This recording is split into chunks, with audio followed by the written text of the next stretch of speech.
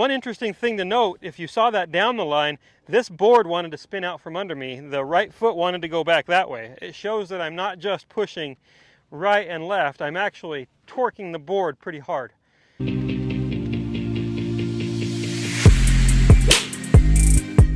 Okay, Henry, so here today we have, this is called the Sheftic pressure board.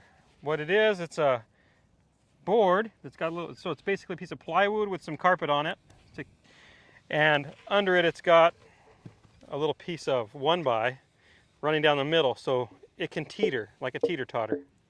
It's actually a pretty cool tool for many of our students. It's not something I've ever even thought of using, but I've had a few students lately who have a really difficult time feeling how to shift pressure and even a little bit of mass at the right time. They want to actually go all backward. Well, that's okay. So you just brought up mass, right? How many times have you heard, man, I just didn't get to my left side. Man, I just didn't transfer my weight. I didn't post up on my lead leg. How many times have you heard those things put out there? A lot. Okay. And they are kind of truths, but not necessarily totally true. Because what a lot of people do is when they think they're posting up on their front leg, they're actually sliding and tilting. It's not a beneficial thing for them. Where they'd be better off more like this kind of a look, turning and sitting rather than bumping their pelvis. So let's kind of walk through what a proper shift and turn looks like. Well, I think it's important to say too, like this, we're focusing on pressure shifts, not weight shifts. And that's what I kind of wanted to get to, is that we're not talking about the center moving to and from that center line that we sort of started on that much. Yeah, right? Ideally it moves a little, but it stabilizes and starts going back to the middle fairly quickly. So let's kind of walk through. I'll be the demonstrator here. So as I'm set up, ideally I would be pretty balanced on the board, and then as I get ready to go, I like to feel a little bit of a shift of pressure to my front foot. So I can move my front foot into the ground and move off the ball just slightly early. So I like to see left, right. Now how much did my mass move? A little.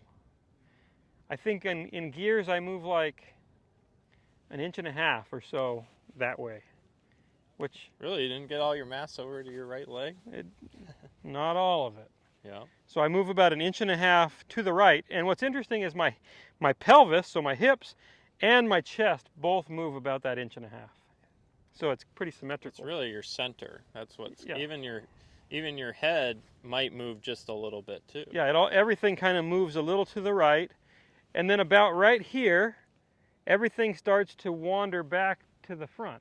You saw the board went the other way right there. So in reality, when the club is moving fast, I probably don't get pressure back to the left that soon, but it's wandering that way.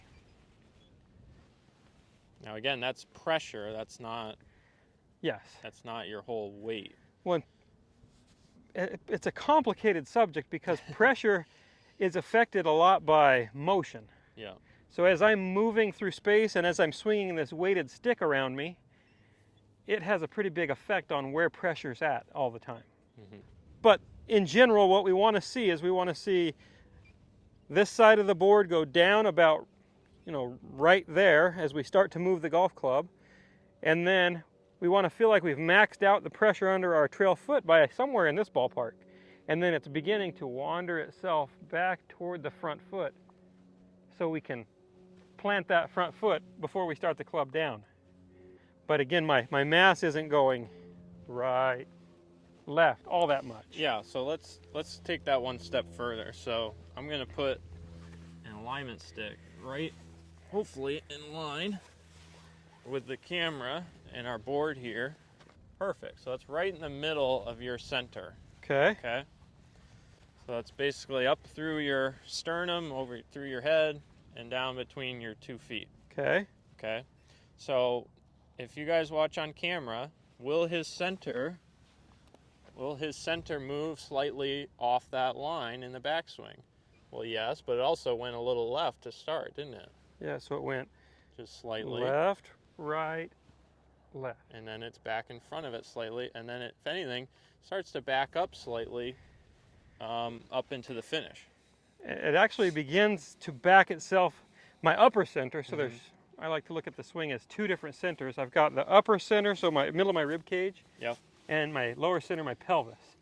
My pelvis keeps moving forward, but about the time the shaft gets parallel to the ground, the upper center actually starts to work back. Yeah, and that's why you get that look with so many of the pros where their belt buckle, their hips is actually to the closest to the target compared to their upper body. Yeah, exactly. But hopefully not too far outside their foot. We really don't want this left hip outside of the ankle. That's not good for you. Yeah. So we want to, ideally I like to feel like my upper and lower centers stay stacked on top of each other longer and more. Yeah. But to be able to sling this club and get the energy out, I do have to have some push up and back at some point. So you're going to have your centers move off of each other late in the swing. So in addition to this board, that this is just in one direction, right? It's basically on this target line, okay? Or parallel to the target line. So in addition to this, your pressure is also moving sort of to the camera and away from the camera as well in the golf swing. Yes. So maybe we should talk a little bit about that as well. So hard to show on this board. Yeah, it's hard because this board is just a left and right teeter-totter. Yeah. But in reality, there would be a forward and backward teeter-totter. And force moves in 3D. So it moves forward, backward, left, right, up, and down. Yeah. And it's doing all those things all at the same time. Okay, so why don't we get this pointed to the target for a second? Or down the range, I should say. Okay, so now we got it pointed down our intended target line, I guess. So we're talking a little bit too about the pressure, how it's not just moving back and away from where we're hitting the golf ball. It's also moving this way. Okay, so let's talk a little bit about that and why that is. Well, in order to get this hip to turn, this foot is actually pushing that way. So it's going in this way. Yes. Well, it's probably going about like on this diagonal. Okay. Like that. So it's pushing on that diagonal, which is basically a parallel vector to the club's, what the club's going to swing on, and it's going to create rotation. So this foot pushes, this one catches me and pushes that way, which makes this hip turn out of the way, and it starts to send my body kind of up and back this way to a point, and then I fall, land on this foot. Now you're moving this way a little bit. So now I'm moving this way because that push that way made me kind of fall away and back toward the target. Now this foot lands, and it pushes kind of like that way, I would say, right? Yeah, Maybe something like that, up and back. In here. Yep. You know, a lot of people think you just fall right into the heel and turn your foot open. Well, first it really lands a little more in the middle of our foot, towards the outside of the foot, right? For me, I actually see it land more in the ball of the foot. Yeah. And then work itself to the outside and then around to the heel. Yeah. So kind of a spiral. Yeah, it's a spiraling action. And this foot is pushing away from where the club's going. The club's going that way. The foot's pushing away from it. Yeah, so if you're thinking of moving to the target with your club, this is actually slowing you down. But by actually landing and then pushing back, that launches... That slings the club out. Yeah, it makes the club go faster. Yeah, that's basically what's happening under my feet. It's really hard to feel it all standing on this board. Yeah. I'm better. I feel it more on the ground. This is very good for training the left and rights of the golf swing. Yeah. How to time left, right, left. There's more that's going on. I think that's why we wanted to bring up the other forces, right? The other traces that are going on with our pressure. There's a lot more going on. And to understand, too, that the golf swing is a side-on sport. It's on a plane. Yeah, the club is swinging. So if you were just moving side to side, well, that doesn't really doesn't really swing the club the way we want. No, if all I did is move side, side, that's not going to make the club accelerate around. It's not going to kick the energy out. Yeah. So, it's a 3D motion. It's not just lateral motion, it's got some up and some backing away.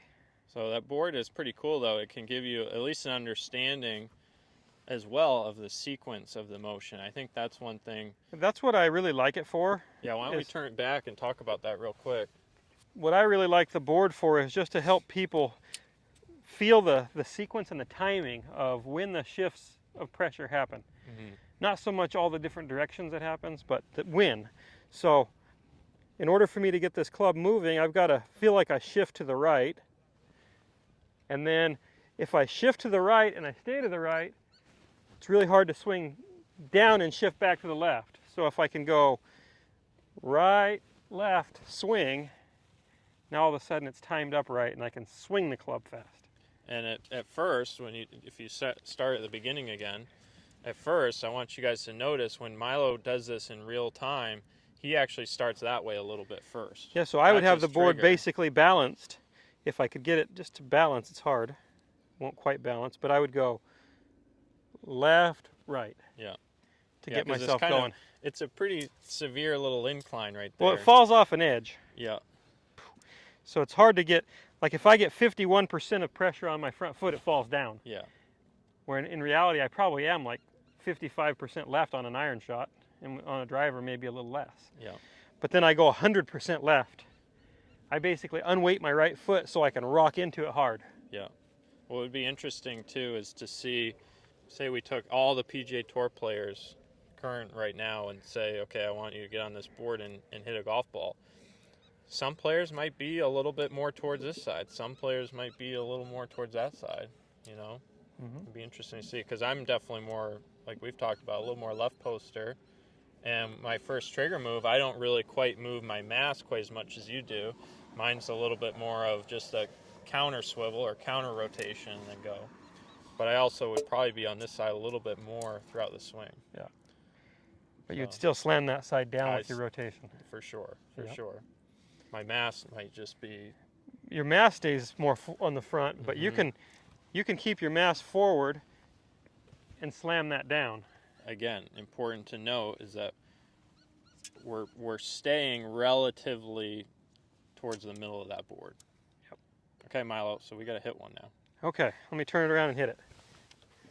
This could be complicated. We shall find out.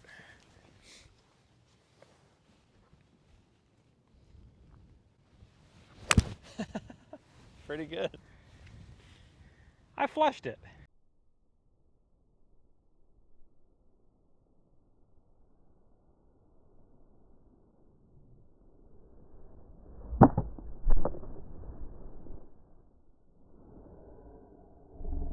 One interesting thing to note, if you saw that down the line, this board wanted to spin out from under me. The right foot wanted to go back that way. It shows that I'm not just pushing right and left, I'm actually torquing the board pretty hard.